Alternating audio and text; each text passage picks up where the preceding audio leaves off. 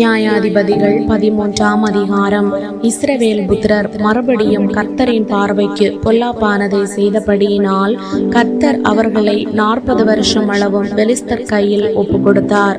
அப்பொழுது தான் வம்சத்தானாகிய சோரா ஊரானான ஒரு மனுஷன் இருந்தான். அவன் பேர் மனோவா. அவன் மனைவி பிள்ளை பெறாத மலடியாயிருந்தாள்.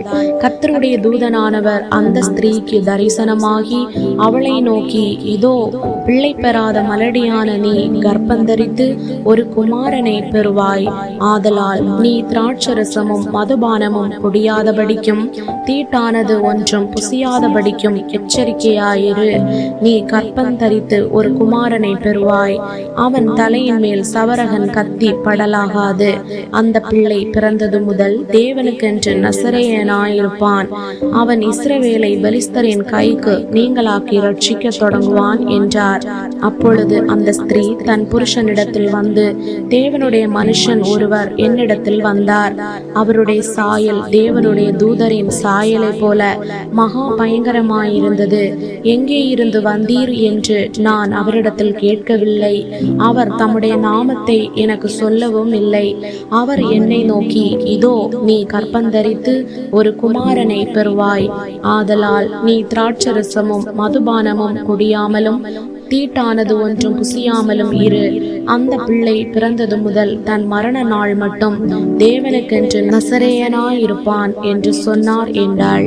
அப்பொழுது மனோவா கர்த்தரை நோக்கி விண்ணப்பம் பண்ணி, என் ஆண்டவரே, நீர் அனுப்பின தேவனுடைய மனுஷன் மறுபடியும் ஒரு விசை எங்களிடத்தில் வந்து பிறக்க போகிற பிள்ளைக்காக நாங்கள் செய்ய வேண்டியதை எங்களுக்கு கற்பிப்பாராக என்று வேண்டிக் கொண்டான். தேவன் மனோவாவின் சத்தத்துக்கு செவி கொடுத்தார். அந்த ஸ்திரீ வயல்வெளியில் இருக்கும் போது தேவனுடைய தூதனானவர் திரும்பவும் அவளிடத்தில் வந்தார். அப்பொழுது அவள் புருஷனாகிய மனோவா அவளோட இருக்கவில்லை. ஆகையால் அந்த ஸ்திரீ சீக்கிரமாய் ஓடி, இதோ அன்று என்னிடத்தில் வந்தவர் எனக்கு தரிசனமானார் என்று தன் புருஷனுக்கு அறிவித்தாள். அப்பொழுது மனோவா எழுந்திருந்து தன் மனைவியின் பின்னாலே போய் அவரிடத்துக்கு வந்து, இந்த ஸ்திரீயோட பேசினவர் நீர்தானா என்று அவரிடத்தில் கேட்டான். அவர் நான் தான் என்றார். அப்பொழுது மனோவா, நீர் சொன்ன காரியம் நிறைவேறும் போது அந்த பிள்ளையை எப்படி வளர்க்க வேண்டும், அதை எப்படி நடத்த வேண்டும் என்று கேட்டான். கர்த்தருடைய தூதனானவர் மனோவாவை நோக்கி, நான் ஸ்திரீயோட சொன்ன யாவற்றிற்கும் அவள் எச்சரிக்கையாயிருந்து திராட்சை செடியிலே உண்டாகிறதொன்றும் சாப்பிடாமலும் திராட்சரசமும் மதுபானமும் குடியாமலும் தீட்டானதொன்றும் புசியாமலும் நான் அவளுக்கு கட்டளையிட்டதே எல்லாம் கை கொள்ள கடவுள் என்றார். அப்பொழுது மனோவா கர்த்தருடைய தூதனை நோக்கி, நாங்கள் ஒரு வெள்ளாட்டு குட்டியை உமக்காக சமைத்து கொண்டு வரும் மட்டும் தரித்திரும் என்றான்.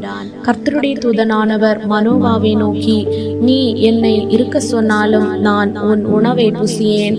நீ சர்வாங்க தகன பலி இட வேண்டுமானால் அதை நீ கர்த்தருக்கு செலுத்துவாயாக என்றார். அவர் கர்த்தருடைய தூதன் என்று மனோவா அறியாதிருந்தான். அப்பொழுது மனோவா கர்த்தருடைய தூதனை நோக்கி, நீர் சொன்ன காரியம் நிறைவேறும் போது நாங்கள் உம்மை கனம் பண்ணும்படி உம்முடைய நாமம் என்ன என்று கேட்டான். அதற்கு கர்த்தருடைய தூதனானவர், என் நாமம் என்ன என்று நீ கேட்க வேண்டியது என்ன, அது அதிசயம் என்றார். மனோவா போய் வெள்ளாட்டு குட்டியையும் போஜன பலியையும் கொண்டு வந்து அதை கன்மலையின் மேல் கர்த்தருக்கு செலுத்தினான். அப்பொழுது மனோவாவும் அவன் மனைவியும் பார்த்து கொண்டிருக்கையில் அதிசயம் விளங்கினது. அக்கினி ஜுவாலை பலிபீடத்திலிருந்து வானத்திற்கு நேராக எழும்புகையில் கர்த்தருடைய தூதனானவர் பலிபீடத்தின் ஜுவாலையிலே ஏறி போனார். அதை மனோவாவும் அவன் மனைவியும் கண்டு தரையிலே முகங்குப்புற விழுந்தார்கள். பின்பு கர்த்தருடைய தூதனானவர் மனோவாவுக்கும் அவன் மனைவிக்கும் காணப்படவில்லை. அப்பொழுது அவர் கர்த்தருடைய தூதன் என்று மனோவா அறிந்து தன் மனைவியை பார்த்து, நாம் தேவனை கண்டோம், சாகவே சாவோம் என்றான். அதற்கு அவன் மனைவி, கர்த்தர் நம்மை கொன்று போட சித்தமாயிருந்தால் அவர் நம்முடைய தம்முடைய கையிலே சர்வாக தகன பலியையும் போஜன பலியையும் ஒப்புக்கொள்ள மாட்டார். இவைகளை எல்லாம் நமக்கு காண்பிக்கவும் மாட்டார், இவைகளை நமக்கு அறிவிக்கவும் மாட்டார் என்றாள். பின்பு அந்த ஸ்திரீ ஒரு குமாரனை பெற்று அவனுக்கு சிம்சோன் என்று பெயரிட்டாள். அந்த பிள்ளை வளர்ந்தது, கர்த்தர் அவனை ஆசீர்வதித்தார். அவன் சோராவுக்கும் எஸ்தாவோலுக்கும் நடுவிலுள்ள தானின் பாளையத்தில் இருக்கையில் கர்த்தருடைய ஆவியானவர் அவனை ஏவ துவக்கினார்.